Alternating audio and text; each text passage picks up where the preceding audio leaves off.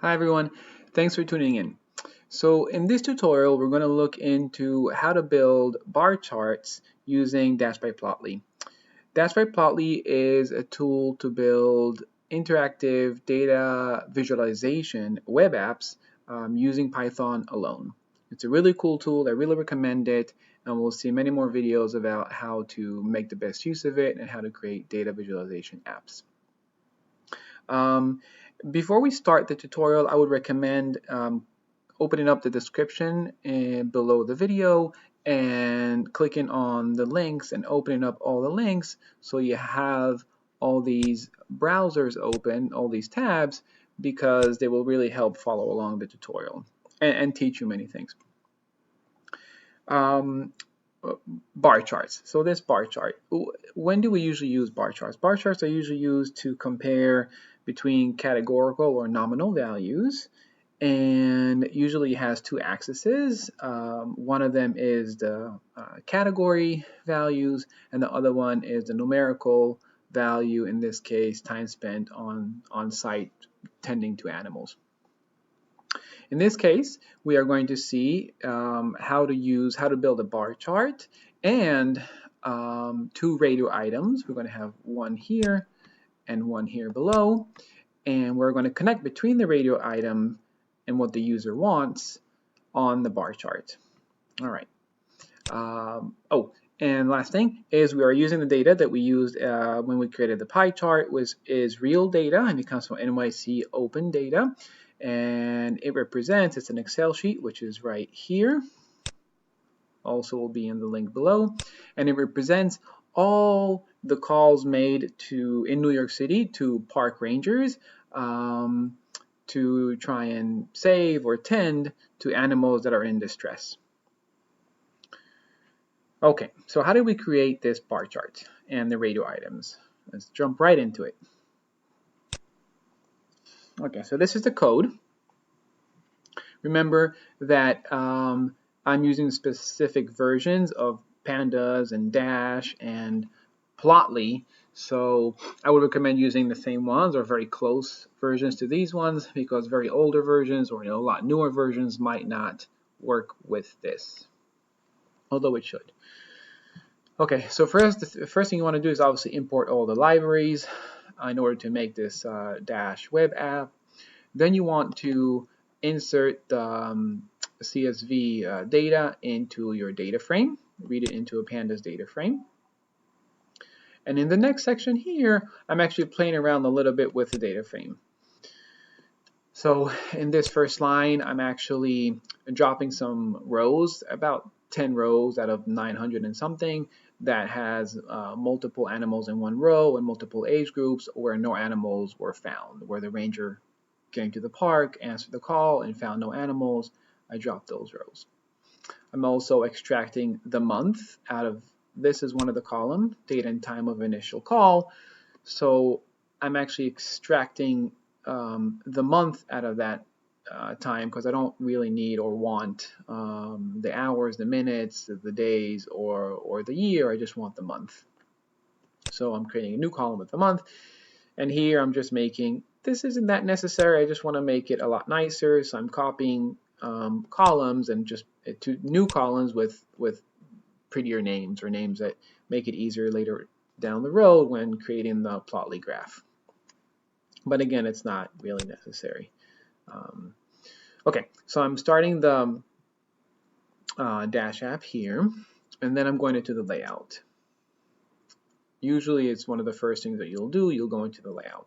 So in this layout has, I think, 4 or 5 different divs section on the web page. The first div is going to be the title, New York City Calls for Animal Rescue. The second one is going to be the radio item that we're going to use, and I'm going to give it the idea of the x-axis. The third one is going to be next section is going to be another radio item, is going to be the second one that we saw, and I'm going to call it y-axis. And then the last section is going to be the graph right here. Okay, so let's go into the radio item. The first radio item. So first, as you can see, I have the label here, and then I'm going to go into the dash components and call the radio items. Now, radio items is going to have several properties, and we're going to use these properties: style, value, options, and ID. Again, every dash component has obviously properties in them. You really want to use the documentation to know what these properties are all about and what other properties actually exist. So if you open the link, you would go into this radio item properties, and you can see that there are several of them. We're going to use the ID, which almost all component needs, the options property, is style, and value. Okay, let's go back to options. Options, we see in this case it's a dictionary of labels and values, and their format is supposed to be a string. So that's how we're going to do it. We're going to do it as a string. So let's go back. Okay, so the first radio item, I gave it, as you recall, I gave it the ID x-axis. You can give it whatever you want, but I want to make it easier for myself to remember down the road what I'm referring to. So I call it x-axis, and the option is going to be the label.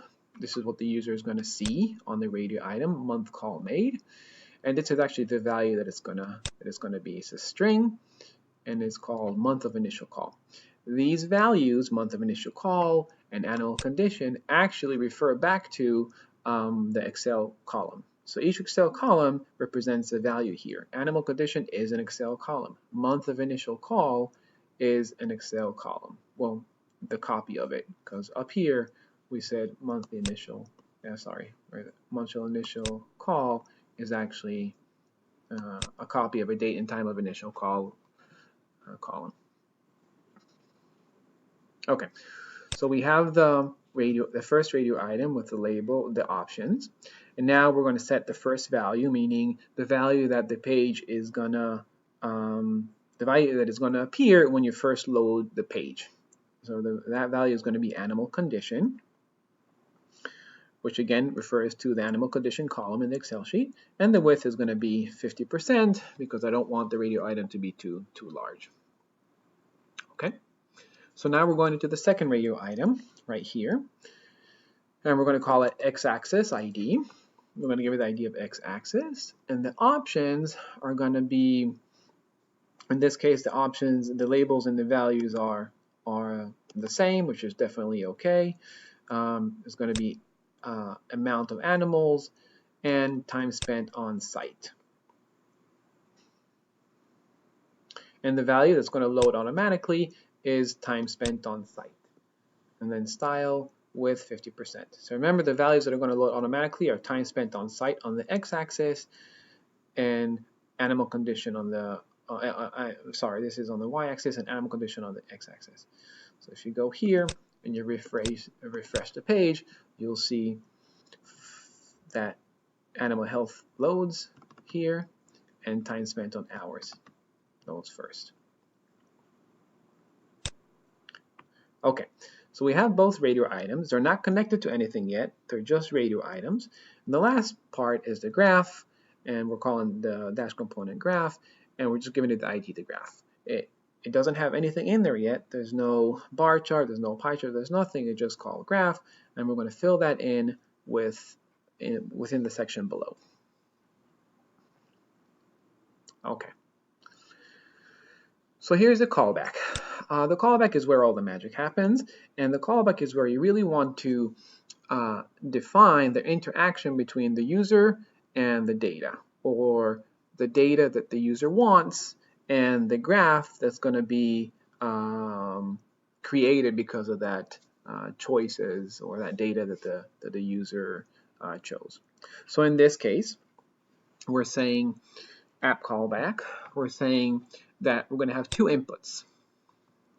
One of them is going to be, the first input is going to be the x-axis radio item, and remember this is the ID of the first radio item, and we're going to say that the property is going to be the value. So whatever the user is going to change in that radio item is actually going to be the value that is going to be set.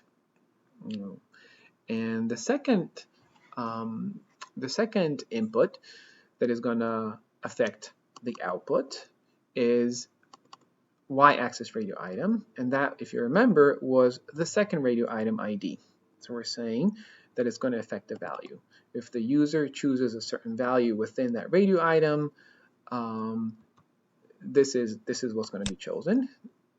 And both these values, the options that they choose from x-axis, the first radio item, and the option they choose from the second radio item, is going to affect this output, meaning it's going to affect the figure of the graph.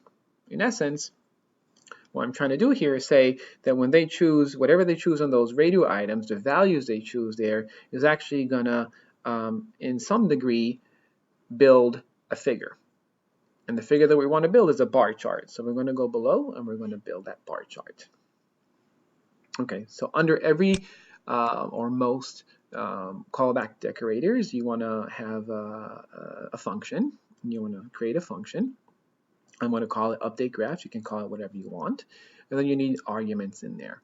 And the arguments in the function are always arguments that refer to the input. So the first argument refers to the first input value. And the second argument, y-axis, refers to the second input value. In this case, it's the value. I call it x-axis. You can call it whatever you want. It's just easier for me to connect and remember what this refers to and this refers to. But you can call it 1, 2, or AB, or whatever you want. Okay, so you start the function. The first thing you usually want to do is always make a copy of your data frame, because you do not want to play around with the data frame inside the function. This is what you would call a global object, because it was defined outside. The DF was defined at the very beginning, so outside of the callback, and you don't want to mess around with it within the callback, so just create a copy and we'll call it DFF. All right. So I'm going to create my bar chart, or at least I'm going to give it some body. And I'm going to say, let's call Plotly Express, and we're going to call the bar method. And in the bar method, we have properties. We have several properties. So again, before we go into the properties here, always use the documentation to get a better understanding of what each one of these means and what are the options that you can put in there. So if you open the link below the video, you would see that Plotly Express .bar has all these parameters, sorry, not properties. And one of them is the data frame. The other one is the X. The other one is the Y. And they're both either a name of a column or a pandas series, which is actually what we have in the data frame, one of the columns. You can play around with color, and I think I did, I'm using also title and a few other things. But anyway, there's many parameters in here, and every single parameter has a definition, so you'll know better what it refers to and how to what kind of value to put in it. Is it a string? Is it an array? Is it a list?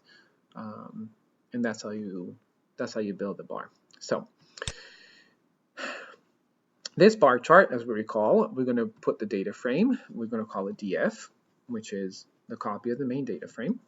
And the X, in other words, the x-axis of the bar chart, is going to be x-axis. X-axis is actually comes from here, which is the first argument of the definition. X-axis, which is, if you recall, is going to refer to the first radio item, or the value of the first radio item.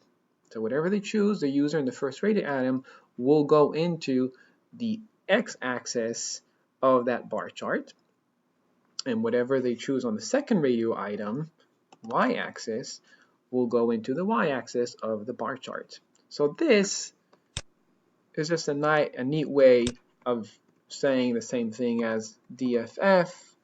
Let's say they chose on the x-axis animal condition column of the Excel sheet, because that's what they want to analyze. That was the x-axis. So these two things are the same as this. but it's a lot neater to write it this way. And this is how you're supposed to do it. So this is how we're doing it. So we have the x-axis, we have the y-axis from what the user chooses, and then we have, I wanted to add a title. You don't have to put a title. You do have to put x-axis and y-axis, but you don't have to put a title. I'm going to put one. And I want the title to be, well, I know the title is a string because I read the documentation and the parameter told me that the title is a string. So I'm going to create a string. In this case, I want it to be the y-axis, which is also a string. It's not a list. It's not an array. It's a string. And I'm going to add by to it, and I'm going to add the x-axis to it at the very end, and then you'll see when we go into the graph, it creates a nice title based on what the user chooses. You can play around with it and see how it works for you. If it doesn't make sense, just take it out. Okay, so these are the parameters of the bar chart, and this is actually how it works. So let's save this, and let's go into the bar chart and take a look of what we just built. So this is the x-axis categories, that's the label that I gave it, and this is the y-axis. So if I'm as a user choosing to see all the months, the categories of all the months a call was made, I'm going to see January, February, March, April, all the way to December. And I want that bar to show me an analysis by the time according to, or a breakdown of the time spent on site by the ranger. So in this case, this column in the Excel sheet represents all the hours that the ranger or the rangers spent in a particular month, and let's say this is August, tending to animals. So we can see that, for example, in August, they spent 275 hours tending to animals, and in July, also about 175. So obviously the summer months are the most active months tending to animals, while the winter months, January, February, and all the way at the end here, December, are kind of slower months with fewer hours spent tending to animals.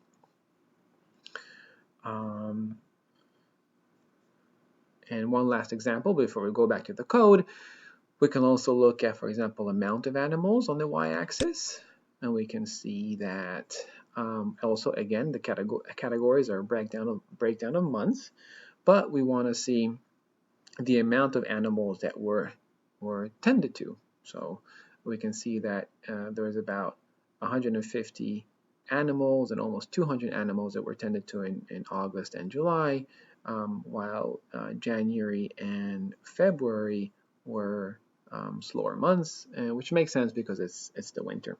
What's cool about this bar chart in Plotly is that not only does it represent the total, but it also represents, every line represents a call. Every single line here represents a call, and the darker the line, the higher the amount in this case. So if we're talking about amount of animals, each transparent line represents one animal in one call, but the darker line represents more animals. The darker the line gets. So in this case, it's 7. Here it's 3. Here it's 5 animals. So it can tell you a little bit about the average of animals that are attended to for each month. For example, here in November, there's very few dark blue lines, meaning that probably every call was one animal that was tended to, while in the month of March or January, there are a few more darker blue lines, which means that every month, every call, there was a fewer, maybe more than one animal, maybe 2 animals or 3 animals, on average. Okay. Let's go back to the code and see what else we can do with a bar chart. So a bar chart has different, more parameters than just x-axis and y-axis. It also has a way to play with the color, which is another way to add, another dimension to add to the bar chart. So I want the graph or the bar chart to do an analysis of all the calls made. but also add the color analysis. The borough analysis. So I want to see boroughs by color.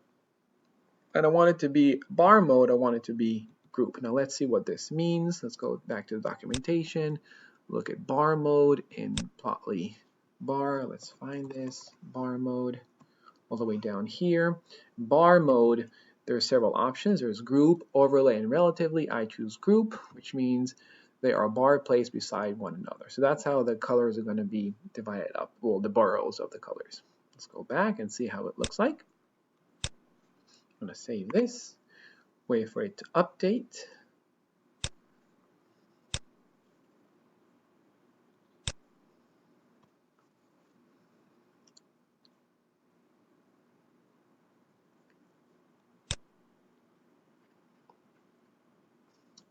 Okay. So now we see that we are analyzing the same thing. We're analyzing on the x-axis the animal health or condition, on the y-axis the time spent in hours for each health status, but it also has a breakdown of the boroughs. So we can see that, for example, here, from all the unhealthy animals, not only we can see on the y-axis what's the total amount of hours spent tending to unhealthy animals. This is about 300, this is about 200. We also see by borough. So we can see in Brooklyn it was only 200, in Manhattan is about 300 hours tended, and the green one, Staten Island. So either there were a lot fewer calls or unhealthy animals in Staten Island, or there were still a lot, but just fewer than other boroughs.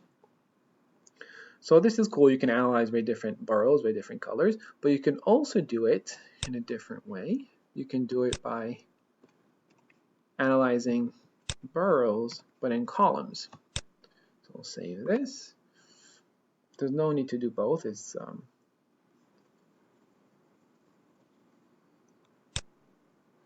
same thing. Refresh it, and we'll see. Now columns for each borough, analyzing the same thing. So now we'll see we have each column is a borough, and we're analyzing also the same thing. The x-axis is a condition, and the y-axis is the time spent per hours. We don't have to analyze it this way. We can also look at, let's say, a month the call was made. So look at that, and we can see, and I want to do month calling, and I want to do amount of animals. So we can see that in Manhattan, the amount of animals or calls made in the month of, what month is this? In August was the highest amount. So in August we had about 175 animals that were tended to in Manhattan, while the months of the wintry months, the 1 and 2, or 11 and 12, November, December, were a lot lower. So it's a nice way to compare between boroughs and between the in this case the animal in despair, calls for animal in despair between the boroughs. Here, for example, we see that in Staten Island the fall was pretty active. The fall had a lot of amount of animals that were tended to, and less so in the summer. While same thing in Brooklyn. You can see here in Brooklyn that the fall, zoom in, it had a lot more action, or a lot more amount of animals that were tended to than in any other borough. The other boroughs have more, I guess the rangers have more work during the summer. Okay, so the last feature we're going to look into in this code is the layout. If you want to update a layout of a bar chart in this case, but it could be a pie chart, it could be a scatter plot, a map plot, you want to call the method update layout, and that also has different parameters. Again, use the documentation because there's a lot in there, and you can update many things. So for example, here we're going to update the x-axis, and we're going to update the title. So what are my options within those updates? Going to the reference guide, and you can see the x-axis here. I clicked on it and I looked for category order, which is what I want to update because I want the chart to represent x-axis categories going up from the lowest amount to the highest amount and not alphabetically or numerically. So I just looked at all the options here. There's total ascending, total descending, mean descending, and this is what every option means. Total descending if the order should be determined by numerical values. So I know that this is an option, and this is how I actually need to put it in the graph or in the code. So then I go back here, and this is what I put. Access, it's a dictionary. That's what it said in go back and show you. Category, layout access, enumerated. Where does it say that it's a dictionary? I don't think it says it here, but it should. Anyway, so it's a dictionary, in this case, of category order, and I want it to be total ascending. Same thing with title. You should go into the documentation. You'll see it has different options. I want it to center the title, so it's right above the graph and not to the left or to the right. And this is how you center a title using these things. So there you have it. Oh, before that, I'm returning the bar chart. And this is one of the most important things. I can't believe I almost forgot this. So I built the bar chart, the object. I'm updating the object, and now I have to return something from the function. Whatever you return in the function, this is very important to remember. Whatever you return in the function is always refers to the output. So in this case, the component property of the output. In this case, I'm returning the figure. If I wanted to return something else, maybe whatever I wanted to return will depend on the output. So remember, everything you return in the function always refers to the output, the component property of the output, which in this case is the figure. And remember, this figure is tied to the component ID of the graph, and it's right up here, which is its own section, and this is the component ID. So whatever I'm returning, which in this case is the figure, is going to return right here under the radio items in layout. And this is how you close or execute your web app. So I'm glad you enjoyed. Well, I hope you enjoyed. I hope you learned a lot from this. If you have any questions or you want to see something else built, please feel free to comment below and let me know what you want or what you enjoyed or enjoy less or how you think I can improve, because it's only based off of your feedback that I can actually improve the fastest and know what you want and what you need.